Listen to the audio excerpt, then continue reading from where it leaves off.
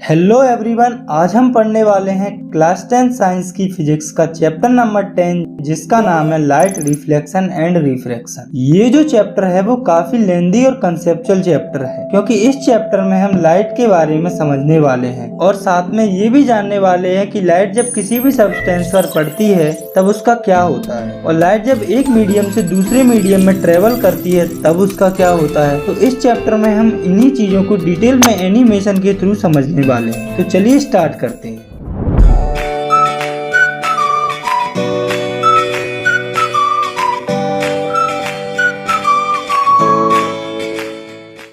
तो सबसे पहले हमें ये समझना है कि लाइट क्या होती है। तो लाइट एनर्जी की एक ऐसी फॉर्म होती है जिसके कारण हम देख पाते हैं। तो हम लिख सकते हैं light is a form of energy which enable us to see. तो इसके बाद हम लाइट की जो प्रॉपर्टीज होती हैं उन्हें समझ लेते हैं। तो पहली प्रॉपर्टी है it is an electromagnetic wave, it does not require any medium to flow. मतलब कि लाइट इलेक्ट्रोमैग्नेटिक वेव होती है जिन्हें फ्लो करने के लिए किसी भी मीडियम की जरूरत नहीं पड़ती है और वे वैक्यूम में भी ट्रेवल कर सकती है। और दूसरी प्रॉपर्टी है light travels in a straight line, मतलब जो लाइट होती है वो स्ट्रेट लाइन में ट्रेवल करती है। और तीसरी प्रॉपर्टी है the speed of light in vacuum और इन एयर इज 3 × 10⁸ मीटर पर सेकेंड। मतलब कि जो लाइट की स्पीड होती है वैक्यूम या फिर एयर में वो होती है 3 × 10⁸ मीटर पर सेकेंड। और चौथी प्रॉपर्टी होती है इट हैज ड्यूअल नेचर, मतलब कि जो लाइट होती है उसमें दो नेचर होते हैं जो कि है पार्टिकल नेचर और वेव नेचर। तो लाइट जो है वो इन दोनों नेचर में प्रेजेंट होती है। और पांचवी प्रॉपर्टी है वो है लाइट कास्ट शैडोज, मतलब कि जो लाइट होती है वो शैडो फॉर्म करती है। मतलब कि लाइट जब किसी भी सब्सटेंस पर पड़ती है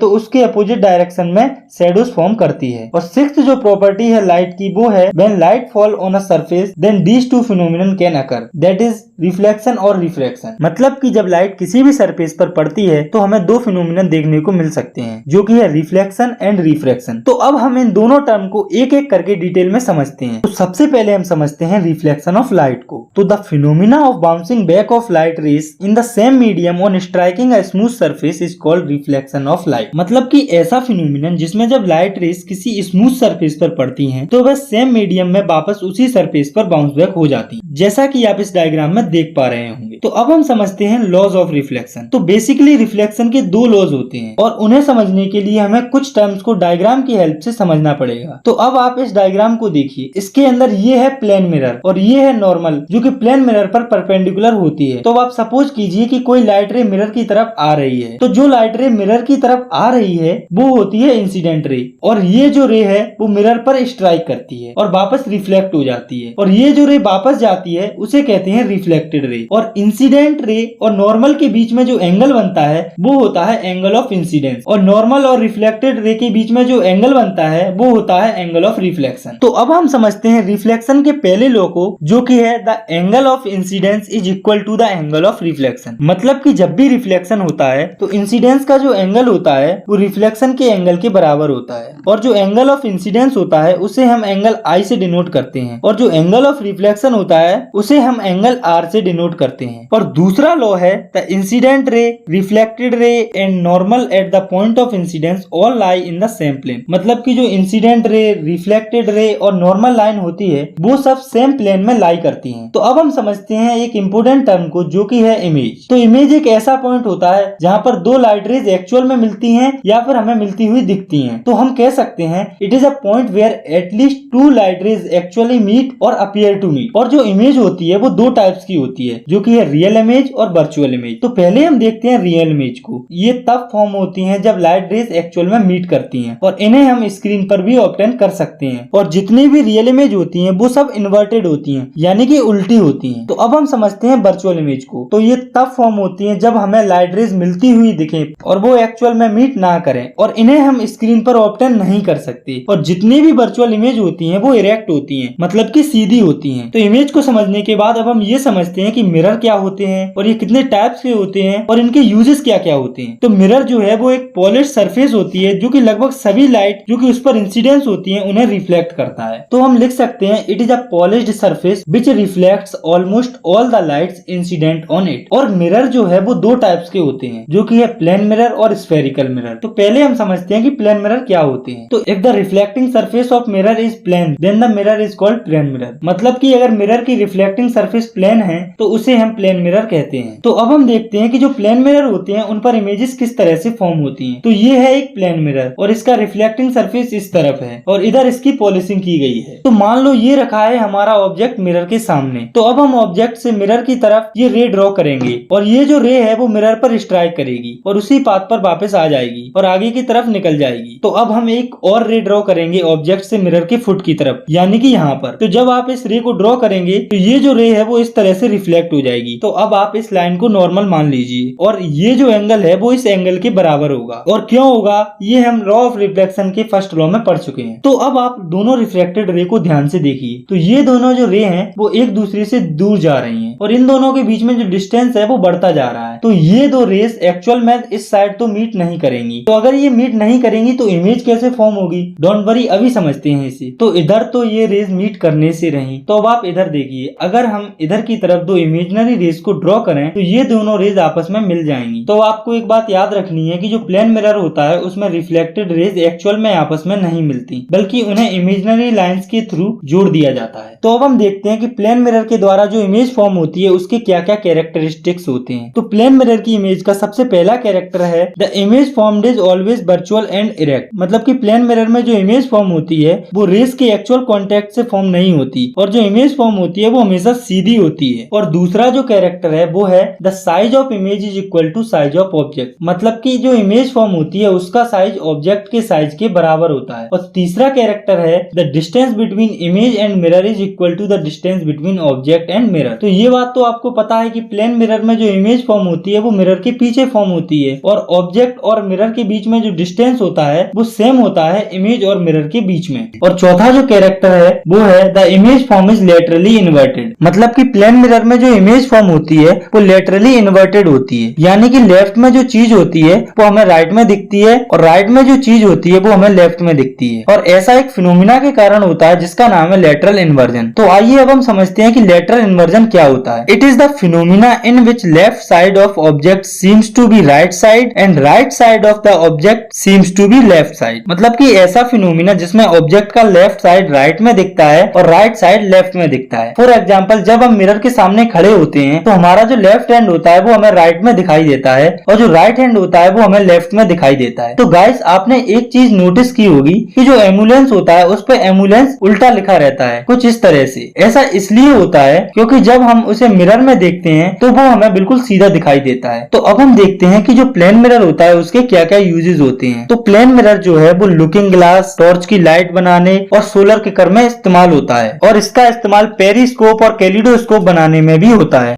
तो अब हम समझते हैं दूसरे टाइप के मिरर को, जो कि है स्पेरिकल मिरर। तो if the reflecting surface of the mirror is curved inward और outward then the mirror is called spherical mirror. मतलब कि अगर मिरर का रिफ्लेक्टिंग सरफेस अंदर की तरफ कर्व्ड हो या बाहर की तरफ कर्व्ड हो उसे हम स्पेरिकल मिरर कहते हैं। और स्पेरिकल मिरर जो है वो दो टाइप्स के होते हैं, जो कि है कॉनकेव मिरर और कॉन्वेक्स मिरर। तो concave mirror are the mirror with inward curved reflecting surface. मतलब कि कॉनकेव मिरर वे मिरर होते हैं जिनकी रिफ्लेक्टिंग सरफेस अंदर की तरफ कर्व्ड होती है, जैसा कि आप इस डायग्राम में देख सकते हैं। और जब भी कोई लाइट की बीम इन मिरर पर पड़ती है तो वो कन्वर्ज हो जाती है, यानी कि एक जगह पर इकट्ठी हो जाती है। इसलिए इन मिरर को कन्वर्जेंट मिरर भी कहा जाता है। फॉर एग्जाम्पल, अगर हम किसी भी शाइनिंग स्पून की कर्व सरफेस को देखें तो उसे भी हम एक कॉनकेव मिरर कंसीडर कर सकते हैं। और convex mirror are the mirror with outward curved reflecting surface. मतलब कि कॉन्वेक्स मिरर वे मिरर होते हैं जिनमें रिफ्लेक्टिंग सरफेस आउटवर्ड कर्व्ड होती है, जैसा कि आप इस डायग्राम में देख रहे हैं। और जब भी कोई लाइट की बीम इन मिरर्स पर पड़ती है तो वो डाइवर्ज हो जाती है, यानी कि अलग अलग हो जाती है। इसलिए इन मिरर्स को डाइवर्जेंट मिरर भी कहा जाता है। फॉर एग्जांपल, आप किसी भी शाइनिंग स्पून की आउटर सरफेस को कॉन्वेक्स मिरर कंसीडर कर सकते हैं। तो चलिए अब हम स्फेरिकल मिरर से रिलेटेड कुछ इंपोर्टेंट टर्म्स को समझ लेते हैं। तो ये है एक स्फेरिकल मिरर जो कि इस स्फीयर से कट किया गया है। तो स्फेरिकल मिरर के जो सेंटर में पाया जाता है वो होता है पोल, जिसे हम कैपिटल P से डिनोट करते हैं। और जिस स्फीयर से स्फेरिकल मिरर को कट किया जाता जाता है उसके सेंटर को हम कहते हैं सेंटर ऑफ कर्वेचर, जिसे हम कैपिटल सी से डिनोट करते हैं। और जिस भी स्फीयर से ये कट किया जाता है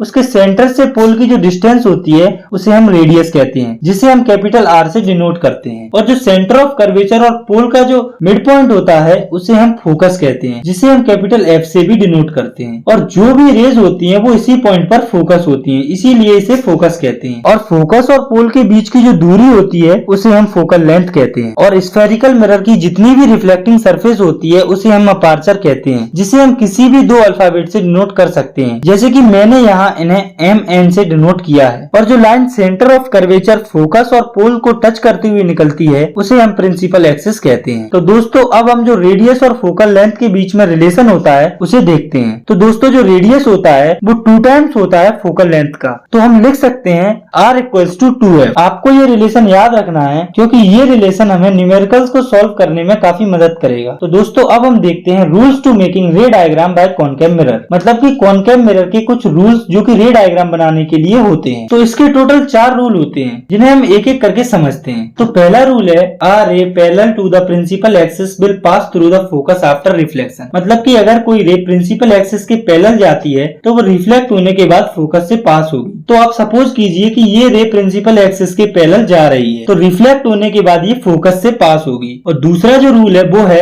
A ray incident through focus after reflection it will parallel to principal axis, मतलब कि अगर कोई रे फोकस के थ्रू मिरर पर आ रही है तो वो रिफ्लेक्ट होने के बाद प्रिंसिपल एक्सिस के पैरेलल हो जाएगी, जैसा कि आप इस डायग्राम में देख सकते हैं। और तीसरा रूल है अ रे pass through centre of curvature is reflected back on same path, मतलब कि अगर कोई रे सेंटर ऑफ कर्वेचर से पास हो रही है तो वो रिफ्लेक्ट होने के बाद उसी पाथ पर वापस आ जाएगी। तो आप सपोज करो कि ये कोई रे है जो कि सेंटर ऑफ कर्वेचर से पास हो रही है, तो वो रे जब रिफ्लेक्ट होगी तो वो वापस उसी पाथ पर आ जाएगी। और चौथा जो रूल है वो है a ray incident on pole is reflected making an equal angle, मतलब कि अगर कोई रे पोल पर आ रही है तो रिफ्लेक्ट होने के बाद वो रे सेम एंगल बनाते हुए निकल जाएगी। तो आप सपोज कीजिए कि ये एक रे है जो कि पोल पर आ रही है और एंगल बना रही है 45 डिग्री का। तो जब ये रे रिफ्लेक्ट होगी उसके बाद ये रे 45 डिग्री का ही एंगल बनाएगी, मतलब कि ये वाला एंगल और ये वाला एंगल बराबर होगा। तो अब हम देखते हैं formation of image by concave mirror for different position of object, यानी कि कॉनकेव मिरर में इमेज का फॉर्मेशन ऑब्जेक्ट की पोजीशन के अकॉर्डिंग। तो इसके टोटल 6 केसेस होते हैं जिन्हें हम एक एक करके समझने वाले हैं। तो सबसे पहला केस है जब ऑब्जेक्ट इंफिनिटी पर हो, तो इसे हम डायग्राम की मदद से समझते हैं। तो सपोज कीजिए ये कुछ रेज हैं जो कि ऑब्जेक्ट से आ रही हैं जो कि इंफिनिटी पर रखा हुआ है। तो ये जो रे आ रही हैं वो सब प्रिंसिपल एक्सिस के पैरेलल आ रही हैं। तो जब ये रे मिरर से टकराएंगी तो रिफ्लेक्ट होने के बाद ये फोकस से गुजरेंगी, यानी कि अलग अलग रे फोकस पर मिलेंगी और यही फोकस पर इमेज भी फॉर्म होगी, क्योंकि जहाँ पर 2 या 2 से अधिक रेज मिलती हैं वहीं पर इमेज फॉर्म होती है। तो चलिए अब हम इस इमेज के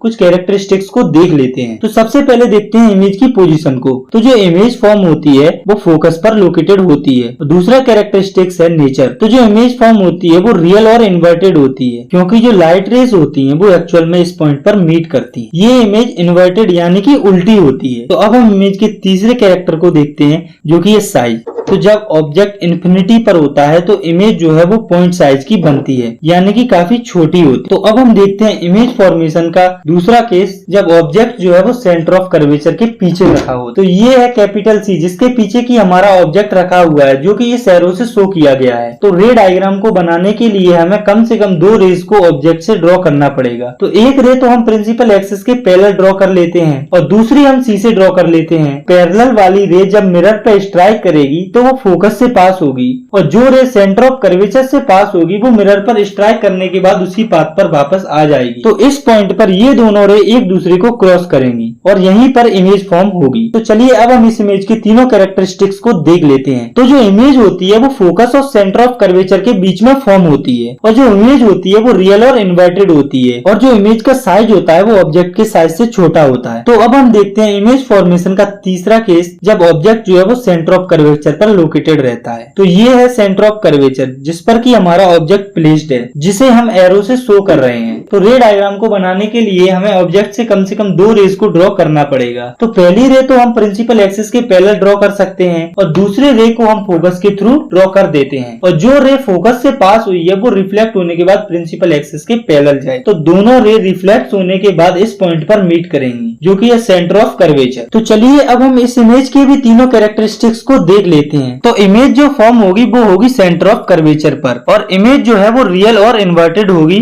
और इमेज का साइज ऑब्जेक्ट के साइज के जस्ट बराबर होगा। तो अब हम देखते हैं इमेज फॉर्मेशन का चौथा केस, जब ऑब्जेक्ट जो है वो फोकस और सेंटर ऑफ कर्वेचर के बीच में रहता है। तो ये है हमारा ऑब्जेक्ट जो कि फोकस और सेंटर ऑफ कर्वेचर के बीच में रखा हुआ है। तो इसका रे डायग्राम बनाने के लिए हमें ऑब्जेक्ट से 2 रेज ड्रॉ करनी है। तो पहली रे को हम प्रिंसिपल एक्सिस के पैरेलल ड्रॉ करेंगे और दूसरी जो रे है उसे हम फोकस से पास कराएंगे। तो जो रे हमने प्रिंसिपल एक्सिस के पैरेलल ड्रॉ की है वो रिफ्लेक्ट होने के बाद फोकस से पास होगी, और जो रे फोकस से पास हुई है वो रिफ्लेक्ट होने के बाद प्रिंसिपल एक्सिस के पैरेलल हो जाएगी, और ये दोनों रे रिफ्लेक्ट होने के बाद इस पॉइंट पर मीट करेंगी, जो कि है सेंटर ऑफ कर्वेचर के पीछे। तो अब हम इस इमेज के तीनों कैरेक्टरिस्टिक्स को अच्छे से समझ लेते हैं। तो जो इमेज फॉर्म होगी वो होगी सेंटर ऑफ कर्वेचर के पीछे, और इमेज जो है वो रियल और इन्वर्टेड होगी, और इमेज का साइज ऑब्जेक्ट के साइज से थोड़ा बड़ा होगा। तो अब हम देखते हैं इमेज का फॉर्मेशन जब ऑब्जेक्ट जो है वो फोकस पर लोकेटेड रहता है। तो ये है हमारा ऑब्जेक्ट जो कि फोकस पर लोकेटेड है। इसका रे डायग्राम बनाने के लिए हमें 2 रेज को ड्रॉ करना पड़ेगा। तो पहली जो रे है वो प्रिंसिपल एक्सिस के पैरेलल जाएगी, और दूसरी जो है वो सेंटर ऑफ कर्वेचर से पास होगी। तो जो रे सेंटर ऑफ कर्वेचर से पास होगी वो वापस रिफ्लेक्ट होकर उसी पाथ पर लौट आएगी, और जो रे प्रिंसिपल एक्सिस से पैरेलल जा रही है वो रिफ्लेक्ट होने के बाद फोकस से पास होगी। तो अगर हम इस रे को थोड़ी और आगे की तरफ ड्रॉ करें तो हम नोटिस करेंगे तो ये दोनों जो रेस हैं वो पैरेलल रेस हैं, यानी कि ये रे आपस में कभी इंटरसेक्ट नहीं कर सकती, या हम कहें कि ये कभी मिल नहीं सकती। तो अगर ये दोनों रे आपस में कहीं मिलेंगी नहीं तो इमेज कहां पर फॉर्म होगी? तो जब रेस कभी मिलती नहीं है तो ऐसी कंडीशन में इमेज जो है वो इन्फिनिटी पर फॉर्म होती है। तो चलिए अब हम इस इमेज के कुछ कैरेक्टरिस्टिक्स को देख लेते हैं। तो जब ऑब्जेक्ट फोकस पर लोकेटेड रहता है तब इमेज इन्फिनिटी यानी कि अनंत पर फॉर्म होती है, और जो इमेज होती है वो रियल और इन्वर्टेड होती है, और इमेज का साइज काफी ज्यादा बड़ा होता है। तो अब हम देखते हैं इमेज फॉर्मेशन का 6th केस, जब ऑब्जेक्ट जो है वो फोकस और पोल के बीच में रखा रहता है। तो ये है हमारा ऑब्जेक्ट जो कि पोल और फोकस के बीच में रखा हुआ है। तो इसका रे डायग्राम बनाने के लिए हमें 2 रेस को ड्रॉ करना पड़ेगा। तो एक रे तो हम ऑब्जेक्ट से प्रिंसिपल एक्सिस के पैरेलल ड्रॉ कर सकते हैं, और दूसरी रे हम सेंटर ऑफ कर्वेचर से ड्रॉ करेंगे। तो जो रे सेंटर ऑफ कर्वेचर से ड्रॉ की गई है वो रिफ्लेक्शन के बाद उसी पाथ पर वापस आ जाएगी, और जो रे प्रिंसिपल एक्सिस के पैरेलल ड्रॉ की गई है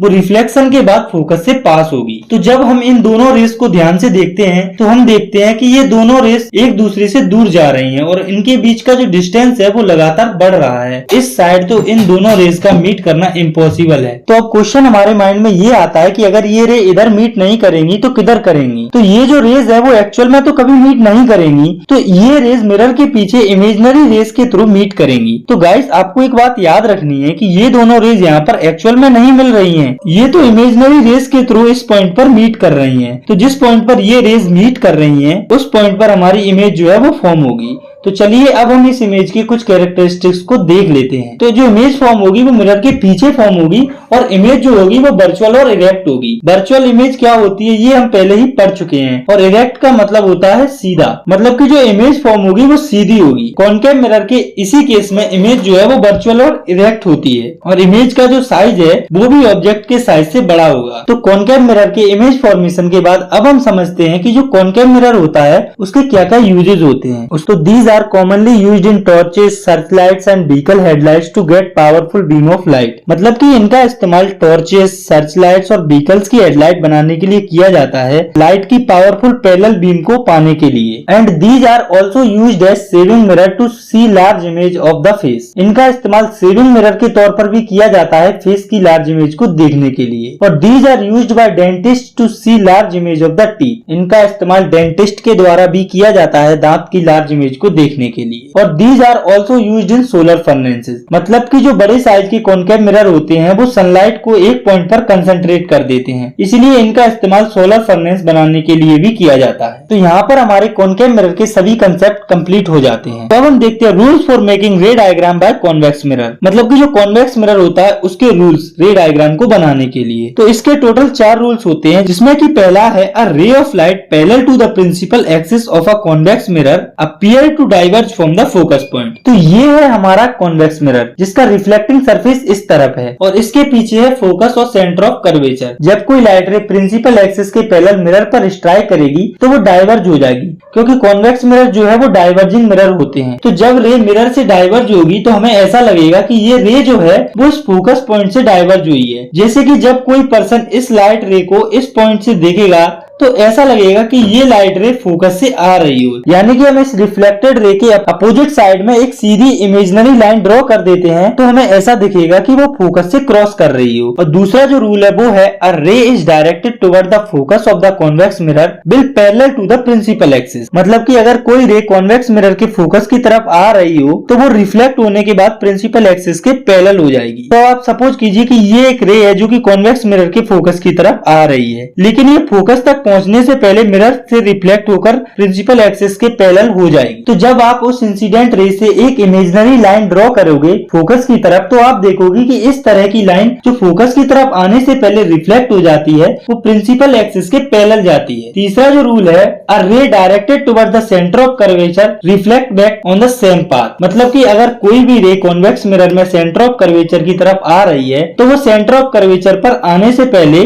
मिरर से सेम पाथ पर रिफ्लेक्ट हो जाएगी। तो अब आप इस रे को देखिए जो कि सेंटर ऑफ कर्वेचर की तरफ आ रही है, तो ये रे जो है वो मिरर पर स्ट्राइक करने से पहले रिफ्लेक्ट हो जाएगी। और आप यहाँ से एक इमेजिनरी लाइन भी ड्रॉ कर सकते हैं अपने रेफरेंस के लिए। और चौथा और आखिरी जो रूल है वो है a ray incident to the pole reflect with same angle, मतलब अगर कोई भी रे कॉन्वेक्स मिरर के पोल पर इंसिडेंट होती है तो वो उसी एंगल से रिफ्लेक्ट होगी जिस एंगल से वो इंसिडेंट हुई है। तो आप सपोज कीजिए ये एक रे है जो कि पोल की तरफ आ रही है और वो एंगल बना रही है आई, तो जब ये रे रिफ्लेक्ट होगी तो ये एंगल बनाएगी आर, और ये जो एंगल आई है वो एंगल आर के बराबर होगा। तो कॉन्वेक्स मिरर के रूल्स के बाद अब हम देखते हैं image formed by convex mirror, मतलब कि कॉन्वेक्स मिरर के द्वारा इमेज किस तरह से फॉर्म होती है रे डायग्राम की हेल्प से। तो इसके टोटल 2 केस होते हैं जिन्हें हम एक एक करके समझने वाले हैं। तो पहला केस है when object is placed at infinity, मतलब कि जब ऑब्जेक्ट इन्फिनिटी पर होता है तो इमेज कहां पर फॉर्म होती है। तो ये है हमारा कॉन्वेक्स मिरर और ये कुछ रेज है जो कि इन्फिनिटी से मिरर की तरफ आ रही हैं। तो जो रेज इन्फिनिटी से आ रही है वो प्रिंसिपल एक्सिस के पैरेलल होंगी और ये जब मिरर पर स्ट्राइक करेंगी तो ये डाइवर्ज हो जाएंगी, क्योंकि कॉन्वेक्स मिरर जो है वो डाइवर्जिंग मिरर होता है। तो अब आप इन रेज को देखिए, तो इस तरफ तो ये रेज आपस में कभी मिल नहीं सकती, तो हम इधर की तरफ कुछ इमेजिनरी लाइंस को ड्रॉ करेंगे। आप लोग ये बात जानते हैं कि जब कोई लाइट रे प्रिंसिपल एक्सिस के पैरेलल जाती है तो वो फोकस से पास होती है, तो ये जो सभी इमेजिनरी लाइंस है वो फोकस से पास होंगी। तो चलिए अब हम इस इमेज के कुछ कैरेक्टरिस्टिक्स को देख लेते हैं। तो इमेज जो है वो फोकस पर बनेगी और इमेज का नेचर वर्चुअल और इरेक्ट होगा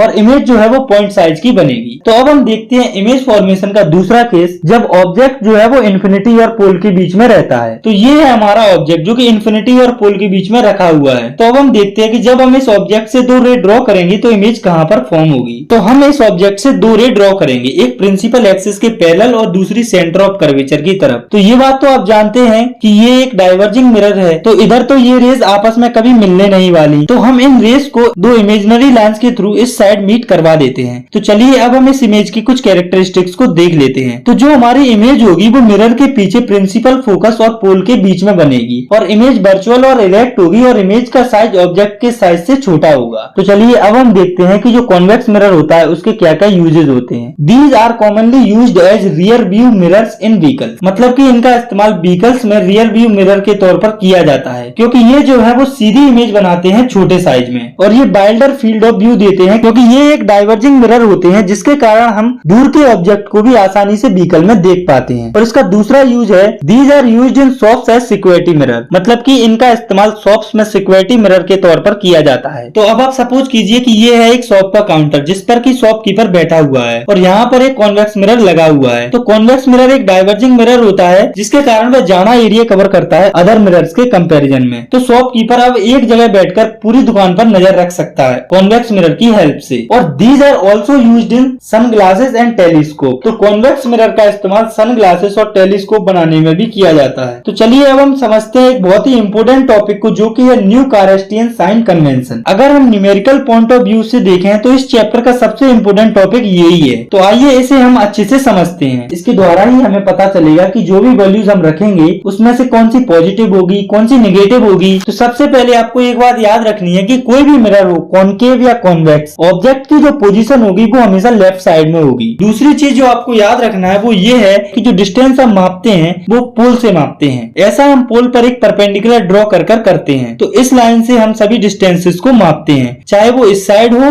चाहे वो इस साइड हो। और तीसरी चीज जो आपको याद रखनी है वो ये है, अगर कोई रे लेफ्ट से राइट साइड में जा रही है तो उसका मैग्नीट्यूड पॉजिटिव लिया जाता है। अगर कोई रे राइट से लेफ्ट साइड में जा रही होती है तो उसका मैग्नीट्यूड नेगेटिव लिया जाता है। और चौथी चीज जो आपको याद रखनी है वो ये है कि अगर कोई ऑब्जेक्ट या इमेज प्रिंसिपल एक्सिस के ऊपर होती है तो उसका मैग्नीट्यूड पॉजिटिव लिया जाता है। अगर ऑब्जेक्ट या इमेज प्रिंसिपल एक्सिस के नीचे होती है तो उसका मैग्नीट्यूड नेगेटिव लिया जाता है। तो इन सभी चीजों को हमें याद रखना है न्यूमेरिकल्स को सॉल्व करते समय।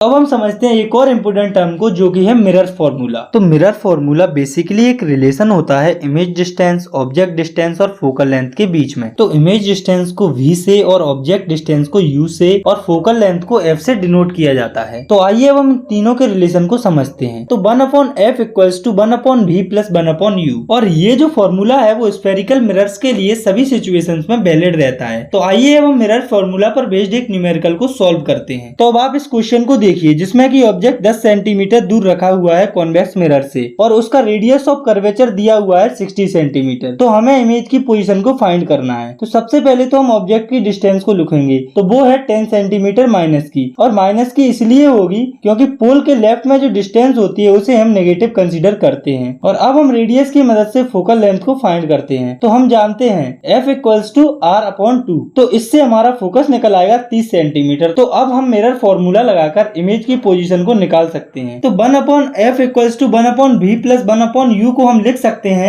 1/v equals to 1/f minus 1/u। तो जब हम इस इक्वेशन में वैल्यूज को पुट करेंगे तो जो हमारी इमेज डिस्टेंस आएगी वो होगी 7.5 सेंटीमीटर। इसके बाद अब हमें समझना है मैग्निफिकेशन ऑफ स्फेरिकल मिरर। तो आइए जानते हैं कि मैग्निफिकेशन क्या होता है। तो it is the ratio of height of image to the height of object. मतलब कि ये जो है वो रेशियो होता है इमेज की हाइट और ऑब्जेक्ट की हाइट का। तो हम लिख सकते हैं m equals to height of image upon height of object. जो हाइट ऑफ इमेज है उसे h डैश से रिप्रेजेंट किया गया है और जो हाइट ऑफ ऑब्जेक्ट है उसे s से रिप्रेजेंट किया गया है। और मैग्निफिकेशन का एक और फॉर्मूला होता है जो कि है m equals to minus v upon u। यानी कि मैग्निफिकेशन इक्वल्स टू माइनस में इमेज का डिस्टेंस अपॉन ऑब्जेक्ट डिस्टेंस। तो इसे हम मान लेते हैं हमारी पहली इक्वेशन और ये हो जाएगी हमारी सेकंड इक्वेशन। तो इन दोनों इक्वेशन से हम एक कंक्लूजन निकाल सकते हैं जो कि है m equals to minus b upon u equals to h dash upon h। तो इस फॉर्मूले को आपको याद रखना है क्योंकि ये न्यूमेरिकल्स को सॉल्व करने में हमारी काफी मदद करेगा। तो दोस्तों आपको एक बात याद रखनी है कि कॉन्वेक्स मिरर के लिए मैग्निफिकेशन हमेशा पॉजिटिव होता है और कॉन्वेक्स मिरर के लिए मैग्निफिकेशन पॉजिटिव और नेगेटिव दोनों हो सकता है। तो चलिए अब हम मैग्निफिकेशन पर बेस्ड एक न्यूमेरिकल को सॉल्व करते हैं। तो अब आप इस क्वेश्चन को देखिए, जिसमें कि एक ऑब्जेक्ट कॉनकेव मिरर के सामने 12 सेंटीमीटर की डिस्टेंस पर रखा हुआ है, जो कि रियल इमेज फॉर्म कर रहा है, जो कि ऑब्जेक्ट के साइज से 4 गुना बड़ी है। तो हमें मिरर से इमेज की डिस्टेंस को फाइंड करना है। तो आइए अब हम इसे सॉल्व करते हैं। तो सबसे पहले तो हम ऑब्जेक्ट की डिस्टेंस को लिखते हैं जो कि होगी 12 सेंटीमीटर माइनस की, और इमेज जो है वो ऑब्जेक्ट के साइज की 4 गुनी है। तो मैग्निफिकेशन हो जाएगा माइनस का 4।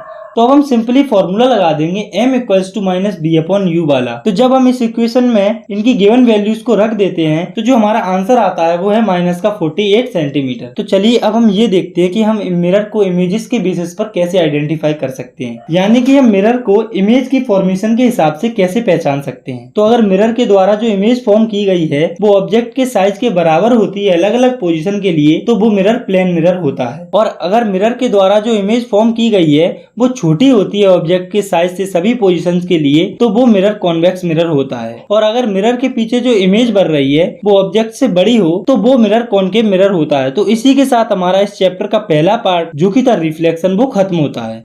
तो अब हम समझते हैं इस चैप्टर का दूसरा पार्ट जो कि है refraction, the phenomena of change in path of light rays as it passes from one medium to another medium. मतलब कि ऐसा फिनोमिनन जिसमें लाइट की पाथ चेंज हो जाती है जब वह एक मीडियम से दूसरे मीडियम में जाती है। और ये होता क्यों है? तो ये इसलिए होता है क्योंकि लाइट जब एक मीडियम से दूसरे मीडियम में जाती है तो उसकी स्पीड चेंज हो जाती है। तो अब आपको ये तो पता चल गया कि जब लाइट एक मीडियम से दूसरे मीडियम में जाती है तो उसकी स्पीड चेंज हो जाती है और वो बेंड हो जाती है। तो अब हम ये जानते हैं कि लाइट कब किधर बेंड होती है। तो जब लाइट जो है वो रेयर मीडियम से डेंसर मीडियम में जाती है तो वो नॉर्मल की तरफ बेंड होती है। तो इस केस में एंगल ऑफ इंसिडेंस जो है वो एंगल ऑफ रिफ्रैक्शन से ज्यादा होता है। लेकिन इन सबसे पहले हम ये जान लेते हैं कि ये रेयर और डेंसर मीडियम आखिर होते क्या हैं। तो रेयर मीडियम वो मीडियम होते हैं जिसमें कि लाइट की स्पीड ज्यादा होती है और डेंसर मीडियम वो मीडियम होते हैं जिसमें कि लाइट की स्पीड कम होती है। और जब लाइट जो है वो डेंसर मीडियम से रेयर मीडियम में जाती है तो वो नॉर्मल से दूर बेंड होती है। एंगल ऑफ रिफ्रैक्शन जो है वो एंगल ऑफ इंसिडेंस से ज्यादा होता है। और आपको ये बात याद रखनी है कि लाइट की स्पीड सबसे ज्यादा वैक्यूम में होती है जो कि होती है 3 × 10⁸ मीटर पर सेकेंड। बाकी किसी भी मीडियम में लाइट की स्पीड इससे कम होती है। तो चलिए अब हम रिफ्रैक्शन के कुछ एग्जांपल्स को देख लेते हैं। तो पहला एग्जांपल है the bottom of swimming pool appears higher, यानी कि जो स्विमिंग पूल का जो तल होता है वो हमें एक्चुअल से थोड़ा ऊपर दिखता है। ऐसा इसलिए होता है क्योंकि लाइट एयर से वाटर मीडियम में जाती है, या हम कह सकते हैं कि लाइट रेयर से डेंसर मीडियम में जाती है। तो जब लाइट रेयर से डेंसर मीडियम में जाती है तो वो नॉर्मल की तरफ बेंड हो जाती है, जिसके कारण हमें पूल की जो गहराई है वो हमें एक्चुअल गहराई से कम दिखाई देती है। और रिफ्रैक्शन का दूसरा एग्जांपल है lemon placed in glass tumbler appears higher, यानी कि जब हम कांच के गिलास में लेमन को रखते हैं तो लाइट की मीडियम चेंज होने के कारण साइड से देखने पर हमें लेमन बड़ा दिखाई देता है। इसका तीसरा एग्जांपल है letters of a book appears to be raised when seen through a glass slab. मतलब कि जो बुक के लेटर होते हैं वो हमें ऊपर की तरफ दिखते हैं जब हम ग्लास स्लैब की हेल्प से उन्हें देखते हैं। ऐसा इसलिए होता है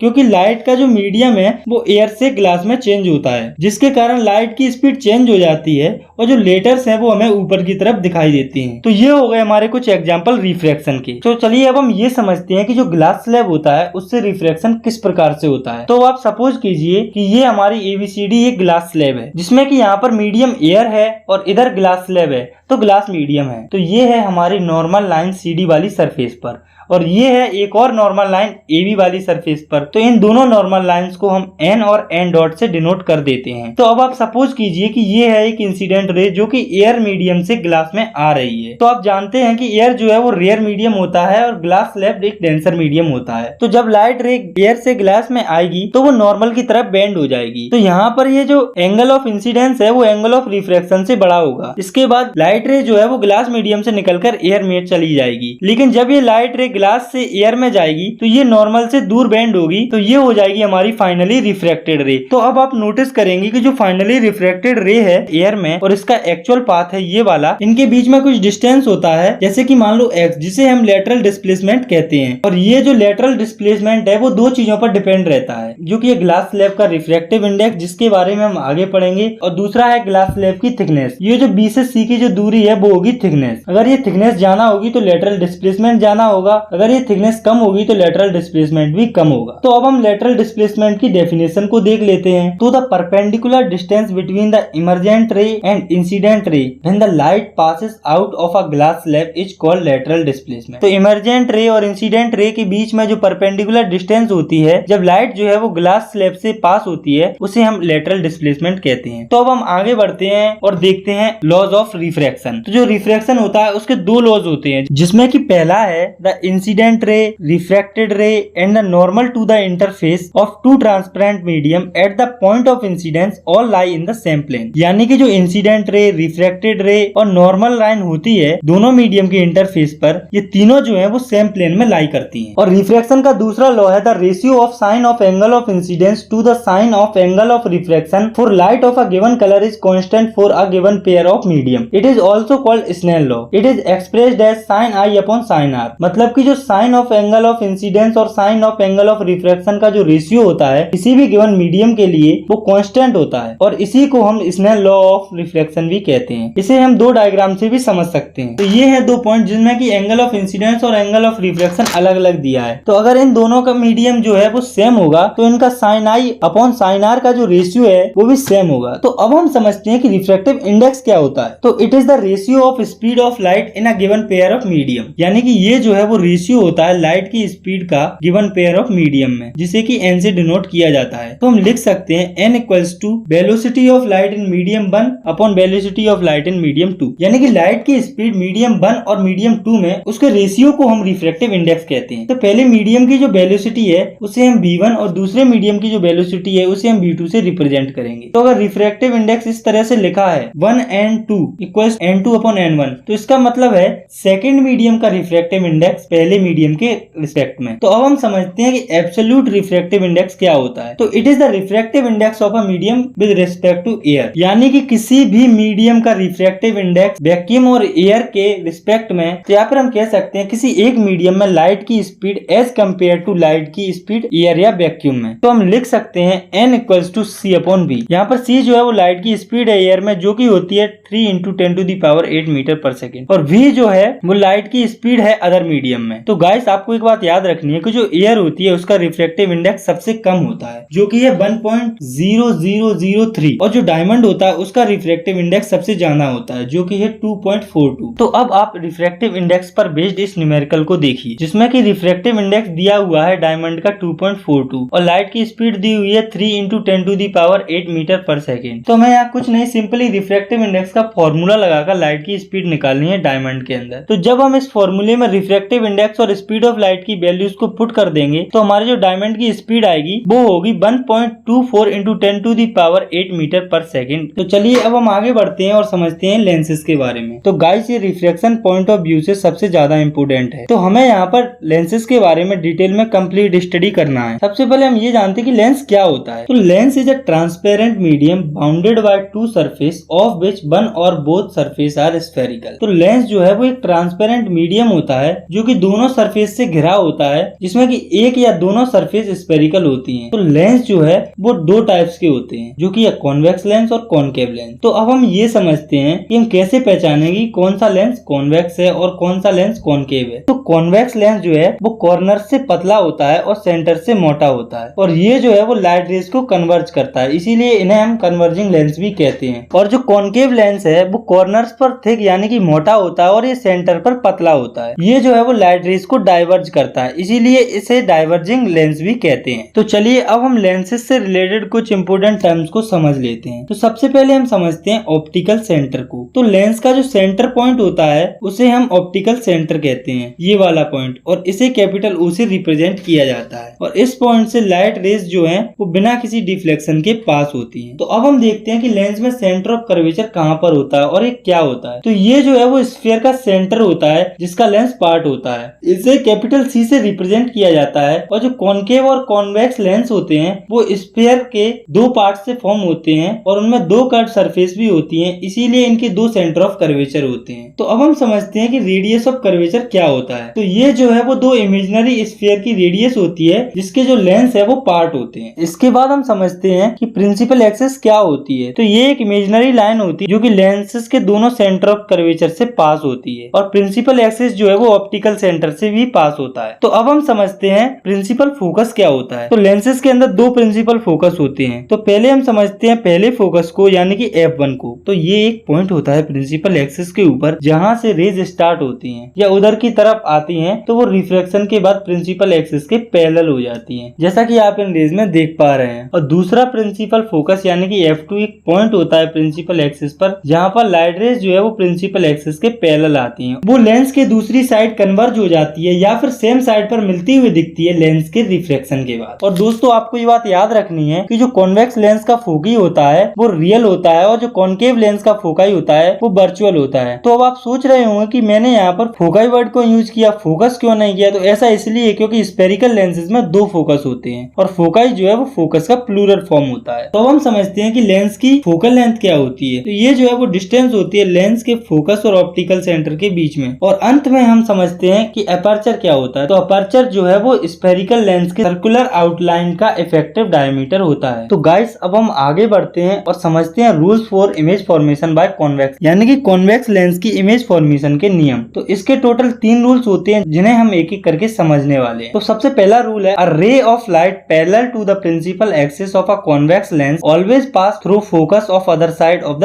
कॉन्वेक्स लेंस। मतलब कि अगर कोई भी लाइट रे कॉन्वेक्स लेंस के प्रिंसिपल एक्सिस के पैरेलल जाती है तो वह हमेशा लेंस के दूसरे साइड फोकस से पास होगी। तो आप सपोज कीजिए ये कोई लाइट रे है जो कि कॉन्वेक्स लेंस के प्रिंसिपल एक्सिस के पैरेलल आ रही है, तो ये रे जब लेंस पर स्ट्राइक करेगी तो रिफ्रैक्ट होने के बाद इस फोकस से पास होगी। और दूसरा रूल है, a ray of light passing through the focus will emerge parallel to the principal axis after refraction. मतलब कि अगर कोई लाइट रे कॉन्वेक्स लेंस के फोकस से पास हो रही हो तो वह रिफ्रैक्शन के बाद प्रिंसिपल एक्सिस के पैरेलल इमेज होगी लेंस के दूसरी तरफ। तो आप सपोज कीजिए कि ये कोई लाइट रे है जो फोकस से पास हो रही है और लेंस पर स्ट्राइक कर रही है। तो लेंस पर स्ट्राइक होने के बाद ये रे रिफ्रैक्ट होकर प्रिंसिपल एक्सिस के पैरेलल हो जाएगी। और तीसरा रूल है, a ray of light passing through the optical centre will pass without any deviation. मतलब कि अगर कोई लाइट रे कॉन्वेक्स लेंस के ऑप्टिकल सेंटर से पास होती है तो वो बिना किसी डेविएशन के पास होगी, जैसा कि आप इस डायग्राम में देख पा रहे हैं। तो रूल्स को समझने के बाद अब हम देखते हैं image formed by the convex lens, यानी कि जो कॉन्वेक्स लेंस होते हैं उनमें इमेज किस तरह से फॉर्म होती है। तो इसके टोटल 6 केसेस होते हैं, तो हम एक एक करके इन सभी 6 केसेस को समझ लेते हैं। तो सबसे पहला केस है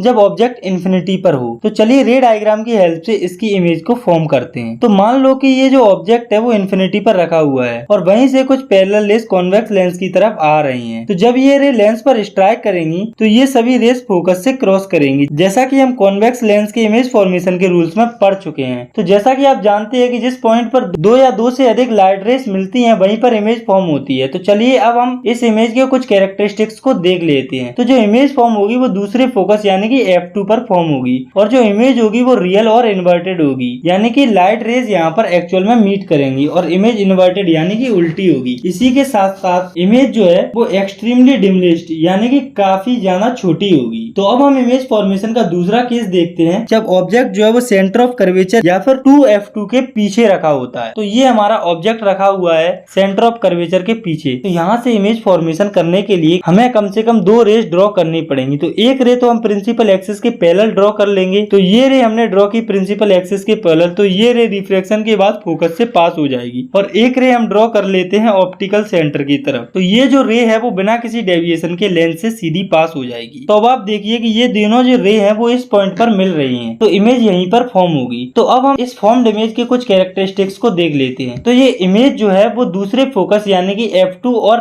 दूसरे सेंटर ऑफ कर्वेचर यानी कि c2 के बीच में बनेगी और इमेज का जो नेचर है वो रियल और इन्वर्टेड होगा। इसी के साथ साथ इमेज जो है वो डिमिनिश्ड यानी कि छोटी होती है। तो अब हम इमेज फॉर्मेशन के तीसरे केस को देखते हैं जब ऑब्जेक्ट जो है वो c1 पर रखा होता है। तो ये है हमारा ऑब्जेक्ट जो कि c1 पर रखा हुआ है। इसकी इमेज फॉर्म करने के लिए हम कम से कम 2 रे ड्रॉ करेंगे। तो एक रे हम ड्रॉ करेंगे प्रिंसिपल एक्सिस के पैरेलल और दूसरी रे हम ड्रॉ करेंगे ऑप्टिकल सेंटर से। तो जो रे प्रिंसिपल एक्सिस के पैरेलल है वो रिफ्रैक्ट होकर फोकस से पास हो जाएगी और जो रे ऑप्टिकल सेंटर से पास हो रही है वो बिना किसी डेविएशन के सीधे निकल जाएगी। तो अब आप देखिए कि ये दोनों जो रे हैं वो इस पॉइंट पर मीट कर रहे हैं, तो इमेज भी इसी पॉइंट पर फॉर्म होगी। तो अब हम इस इमेज के कुछ कैरेक्टरिस्टिक्स को देख लेते हैं। तो जो इमेज फॉर्म होगी वो C2 पर होगी और जो इमेज का नेचर है वो रियल और इन्वर्टेड होगा। इसी के साथ साथ इमेज का जो साइज है वो ऑब्जेक्ट के साइज के बराबर होगा। तो अब हम देखते हैं इमेज फॉर्मेशन का चौथा केस जब ऑब्जेक्ट जो है वो f1 और c1 के बीच में है। तो ये है हमारा ऑब्जेक्ट। इसकी इमेज फॉर्मेशन के लिए भी हम 2 रेस ड्रॉ करेंगे, एक जो प्रिंसिपल एक्सिस के पैरेलल होगी, दूसरी जो ऑप्टिकल सेंटर से पास होगी। तो पहली जो रे है ये वाली, ये रिफ्रैक्ट होने के बाद f2 से पास होगी और दूसरी रे है ये वाली, ये बिना किसी डेविएशन के सीधे जाएगी। तो अब आप देखिए कि ये दोनों जो रे हैं वो आपस में इस पॉइंट पर मिल रहे हैं, तो इमेज भी यहीं पर फॉर्म होगी। चलिए अब हम इस इमेज के कुछ कैरेक्टरिस्टिक्स को देख लेते हैं। तो ये जो इमेज है वो दूसरे सेंटर ऑफ कर्वेचर यानी कि C2 के पीछे फॉर्म होगी और इसका नेचर रियल और इन्वर्टेड होगा। इसके साथ साथ जो इमेज का साइज होता है वो ऑब्जेक्ट के साइज से मैग्नीफाइड यानी कि बड़ा होता है। तो अब हम देखते हैं इमेज फॉर्मेशन का पांचवा केस जब ऑब्जेक्ट जो है वो f1 पर लोकेटेड रहता है। तो ये है हमारा ऑब्जेक्ट जो कि फोकस पर रखा हुआ है। तो इमेज फॉर्मेशन के लिए हमें यहाँ से 2 रेस ड्रॉ करनी पड़ेंगी। तो पहली रे हम ड्रॉ करेंगे प्रिंसिपल एक्सिस के पैरेलल जो कि फोकस से पास होगी और दूसरी रे पास होगी ऑप्टिकल सेंटर से। तो ये रे बिना किसी डेविएशन के सीधे पास होगी। तो जब हम इन दोनों रेस को ध्यान से ऑब्जर्व करेंगे तो हमें पता चलेगा कि ये दोनों रेस पैरेलल रेस हैं जो कि आपस में कभी मिल नहीं सकती। तो ऐसे में इमेज के क्या कैरेक्टरिस्टिक्स होंगे आइए देखते हैं। तो ऐसे में जो इमेज है वो इन्फिनिटी पर फॉर्म होगी और उसका नेचर रियल और इन्वर्टेड होगा। इसी के साथ साथ इमेज का जो साइज है वो हाईली मैग्नीफाइड यानी कि ऑब्जेक्ट के साइज से काफी ज्यादा बड़ा होगा। तो अब हम देखते हैं इमेज फॉर्मेशन का 6th और आखिरी केस जब ऑब्जेक्ट जो है वो लेंस और फर्स्ट फोकस यानी कि f1 के बीच में होता है। तो इसकी इमेज के फॉर्मेशन के लिए हम दो रेस को ड्रॉ करेंगे। तो पहली रे हम ड्रॉ करेंगे प्रिंसिपल एक्सिस के पैरेलल, जो कि रिफ्रैक्ट होकर F2 से निकलेगी, और दूसरी रे ऑप्टिकल सेंटर से बिना किसी डेविएशन के सीधे पास होगी। तो जब आप इन दोनों रेस को ध्यान से देखेंगे आप नोटिस करेंगे इस साइड दोनों के रेस के बीच में जो डिस्टेंस है वो लगातार इंक्रीज हो रहा है। तो इस साइड तो ये दोनों रेस कभी मिल नहीं सकते। तो इसके अपोजिट साइड में हम दो इमेजिनरी रेस को ड्रॉ करेंगे इस तरह से, तो यहाँ पर ये रेस मीट करेंगी और इमेज फॉर्म होगी। तो चलिए अब हम इस फॉर्म्ड इमेज के कैरेक्टरिस्टिक्स को देख लेते हैं। तो जो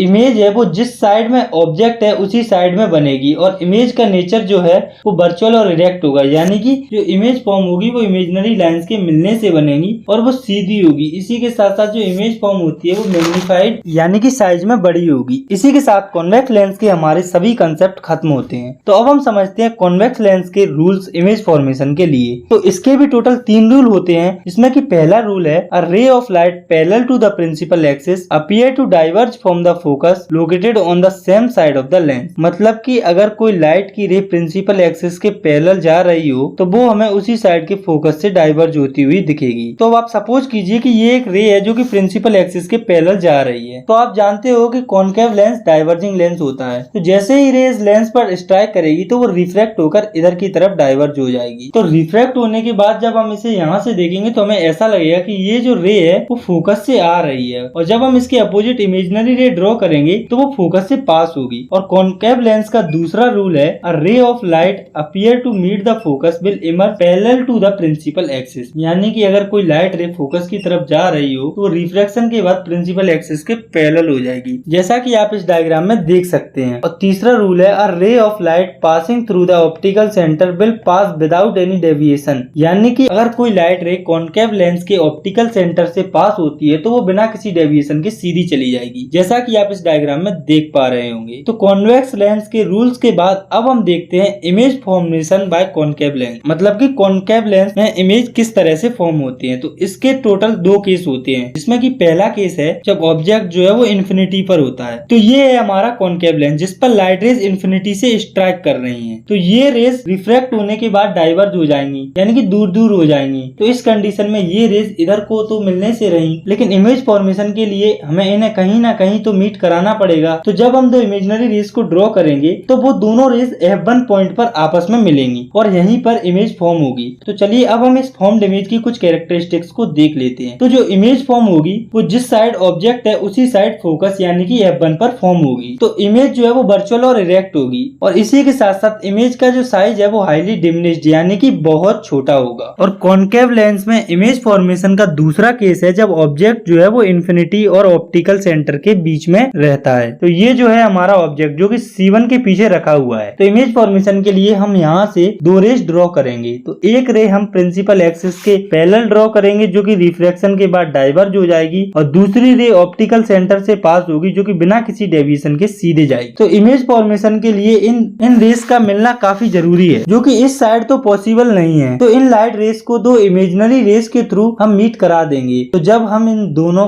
इमेजिनरी रेस को ड्रॉ करेंगे तो वो इस पॉइंट पर मीट करेंगी और इमेज यहीं पर फॉर्म होगी। तो चलिए अब हम इस इमेज की कैरेक्टरिस्टिक्स को देख लेते हैं। तो जो इमेज फॉर्म होगी वो फोकस और ऑप्टिकल सेंटर के बीच में फॉर्म होगी, लेंस के सेम साइड में जिस साइड में ऑब्जेक्ट है, और जो इमेज होगी वो वर्चुअल और इरेक्ट होगी। इसी के साथ साथ इमेज का जो साइज है वो डिमिनिश्ड यानी कि छोटा होगा। तो यहाँ पर हमारे कॉनकेव और कॉन्वेक्स लेंस के सभी कंसेप्ट क्लियर होते हैं। तो अब आगे बढ़ते हैं और समझते हैं sign convention for spherical lens, मतलब कि लेंसेज के लिए साइन कन्वेंशन कैसे होते हैं। तो लेंसेज के लिए जो साइन कन्वेंशन होते हैं वो बिल्कुल मिरर के जैसे ही होते हैं। तो गाइस आपको एक बात याद रखनी है कि कॉन्वेक्स लेंस की जो फोकल लेंथ होती है वो पॉजिटिव होती है, और कॉनकेव लेंस की जो फोकल लेंथ होती है वो निगेटिव होती है। तो अब हम लेंसेज के न्यूमेरिकल पॉइंट ऑफ व्यू से सबसे इंपोर्टेंट टॉपिक को समझते हैं, जो कि है लेंस फॉर्मूला। तो ये जो है वो बेसिकली रिलेशन होता है ऑब्जेक्ट डिस्टेंस, इमेज डिस्टेंस और फोकल लेंथ के बीच में, जो कि होता है 1/f = 1/v - 1/u। यहाँ पर f जो है वो फोकल लेंथ को रिप्रेजेंट कर रहा है, v जो है वो इमेज डिस्टेंस को, और u जो है वो ऑब्जेक्ट डिस्टेंस को रिप्रेजेंट कर रहा है। तो चलिए अब हम लेंस फॉर्मूला पर बेस्ड एक न्यूमेरिकल को सॉल्व कर लेते हैं। तो ये हमें एक क्वेश्चन दिया गया है जिसमें कि ऑब्जेक्ट की डिस्टेंस दी है 25 सेंटीमीटर, लेकिन ये कॉनकेव लेंस है तो ऑब्जेक्ट की डिस्टेंस नेगेटिव होगी, और फोकल लेंथ हमें दी है 25 सेंटीमीटर। ये भी नेगेटिव होगी क्योंकि हमने पढ़ा है कि कॉनकेव लेंस की जो फोकल लेंथ होती है वो नेगेटिव होती है। तो हमें इमेज डिस्टेंस को फाइंड करने के लिए लेंस फॉर्मूले में इन इनकी वैल्यूज को पुट करना है। तो लेंस फॉर्मूले को हम इस तरह से भी लिख सकते हैं। तो जब हम इनमें वैल्यूज को पुट करेंगे तो हमारी जो इमेज डिस्टेंस आएगी वो होगी